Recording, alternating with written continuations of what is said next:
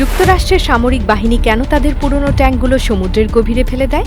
এটা শুনতে অবাক লাগলেও এর পেছনে রয়েছে একটি অত্যন্ত গুরুত্বপূর্ণ কারণ। সাধারণভাবে চিন্তা করলে পুরনো ট্যাঙ্কগুলো ধাতুর তৈরি, তাই সেগুলো পুনর্ব্যবহার বা গলিয়ে নতুন কিছু তৈরি করা সম্ভব।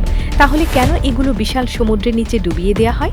আসলে যখন কোনো সামরিক ট্যাঙ্ক পুরনো হয়ে যায় এবং আর ব্যবহার উপযোগী থাকে না, তখন সেটিকে স্ক্র্যাপ বা ধ্বংস করা একটি ব্যয়বহুল ও সময় সাপেক্ষ প্রক্রিয়া। ট্যাঙ্ক ভেঙে তার ধাতব অংশ আলাদা করতে প্রচুর খরচ হয় এবং এতে প্রচুর সময়ও লাগে। তবে যুক্তরাষ্ট্রের সামরিক বাহিনী এই সমস্যার একটি চমৎকার এবং পরিবেশ বান্ধব সমাধান বের করেছে। তারা পুরনো ট্যাঙ্কগুলোকে সমুদ্রে ফেলে দিয়ে সেগুলোকে কৃত্রিম প্রবাল প্রাচীরে রূপান্তরিত করে। কিন্তু কিভাবে একটি ট্যাঙ্ক প্রবাল প্রাচীর হয়ে যেতে পারে, এটি বোঝার জন্য আমাদের জানতে হবে প্রাকৃতিক প্রবাল প্রাচীর কিভাবে গঠিত হয়। সাধারণত প্রবাল প্রাচীর তৈরি হয় প্রাকৃতিকভাবে সমুদ্রের নিচে জমে থাকা শিলা, ধাতু, জাহাজের ধ্বংসাবশেষ কিংবা অন্যান্য কঠিন বস্তুতে সামুদ্রিক জীব ও উদ্ভিদ জন্মানোর মাধ্যমে।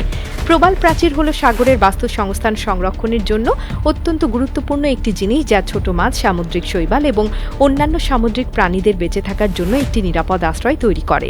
যখন পুরনো ট্যাঙ্কগুলো সমুদ্রের নিচে ডুবিয়ে দেওয়া হয়, তখন ধীরে ধীরে সেগুলোর ওপর সামুদ্রিক উদ্ভিদ জন্মাতে শুরু করে এবং এতে নানা প্রকার মাছ ও সামুদ্রিক প্রাণীরা আশ্রয় নেয়।